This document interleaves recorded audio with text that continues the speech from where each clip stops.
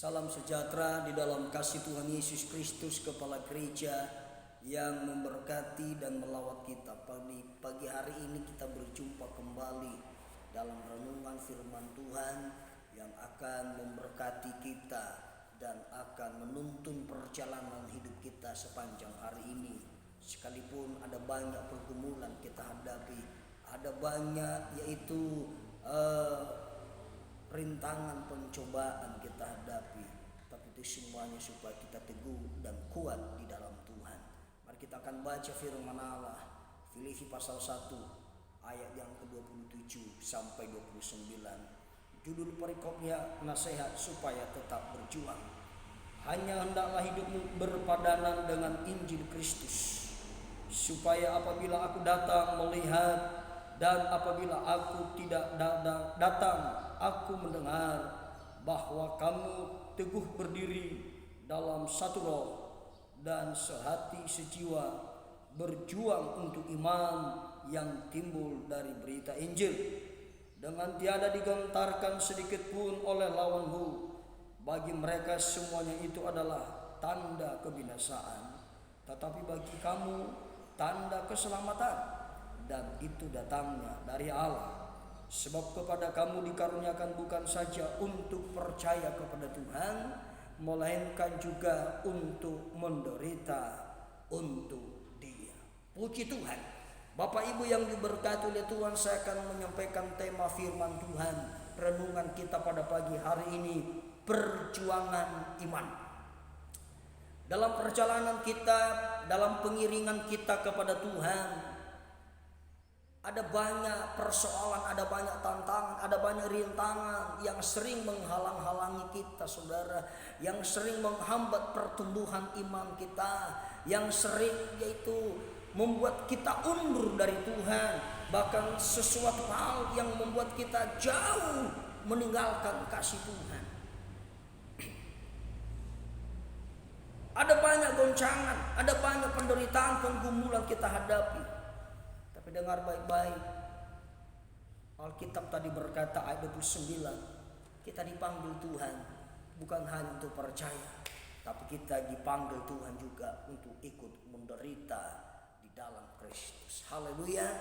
Ini yang disebut perjuangan iman, Bapak Ibu yang diberkati oleh Tuhan. Tapi ada beberapa hal yang perlu kita perhatikan supaya kita tetap kuat, supaya kita teguh, supaya kita tetap kokoh dalam perjalanan kita, dalam pengiringan kita kepada Tuhan, supaya kita mencapai tujuan terakhir, yaitu keselamatan yang kekal itu. Ada beberapa hal yang perlu kita pelajari pada hari ini, saudara. Pertama, hendaklah hidup kita berpadanan pada Kristus.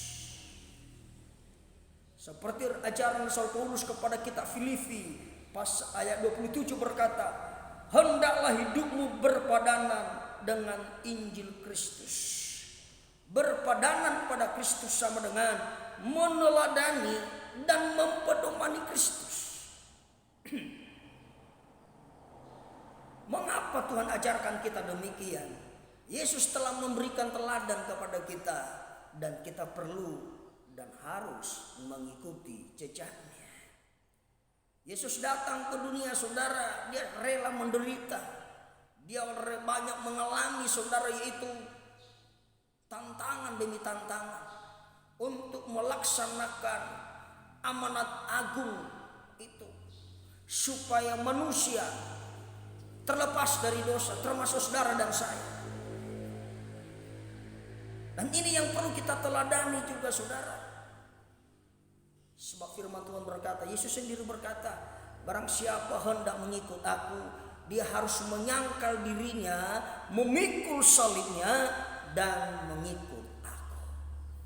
Ini yang kita pedoman.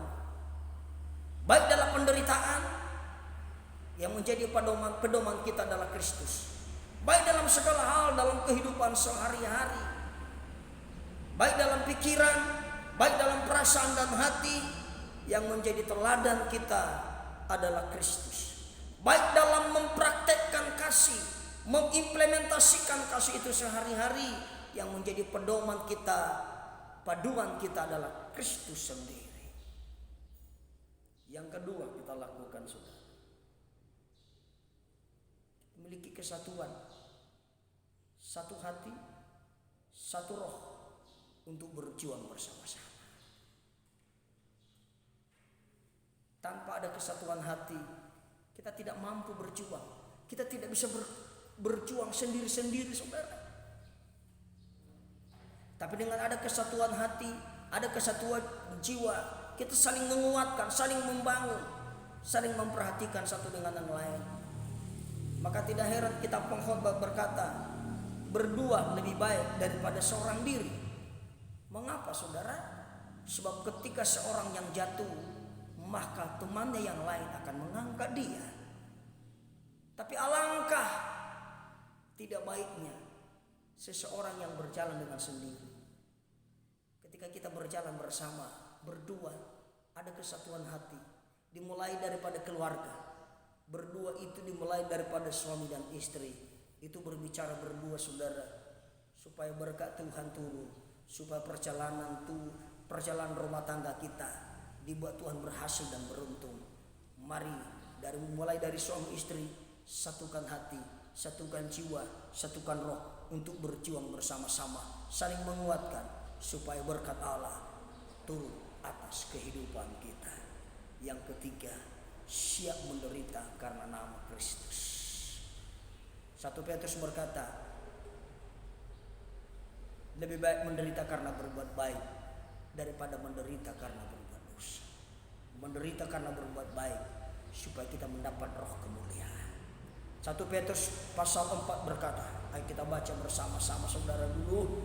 Ya, 1 Petrus pasal yang keempat ayat yang ke-12, begini bunyi firman Tuhan.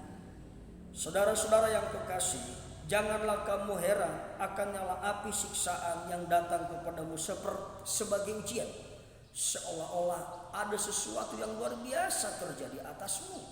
Sebaliknya, bersukacitalah sesuai dengan bagian yang kamu dapat dalam penderitaan Kristus, supaya kamu juga bergembira dan bersukacita pada waktu Ia menyatakan kemuliaannya. Berbahagialah kamu jika kamu dinista karena nama Kristus, sebab roh kemuliaan, yaitu roh Allah, ada padamu. Janganlah ada di antara kamu yang menderita sebagai pembunuh atau pencuri atau penjahat atau pengacau. Kita menderita karena nama Kristus. Kita berbahagia karena roh kemuliaan Allah turun atas kehidupan kita. Itu sebabnya saudara, inilah perjuangan iman kita. Ada 3 hal tadi saya sampaikan untuk kita lakukan supaya kita berjuang dalam iman, agar kita tidak bergeser dari pengharapan Injil, tapi kita berpegang teguh dan terus kepada tujuan sekalipun banyak persoalan. Rasul Paulus berkata kepada jemaat Korintus, seorang prajurit tidak memusingkan dirinya soal penghidupannya, dia hanya fokus kepada komandannya.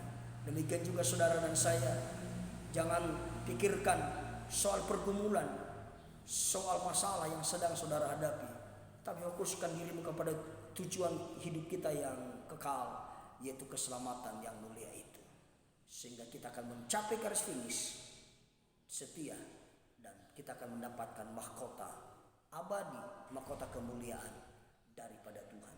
Mari kita berjuang. Tuhan akan memampukan kita, Tuhan akan menolong kita mengatasi segala keadaan ini. Tuhan Yesus memberkati kita semuanya. Haleluya.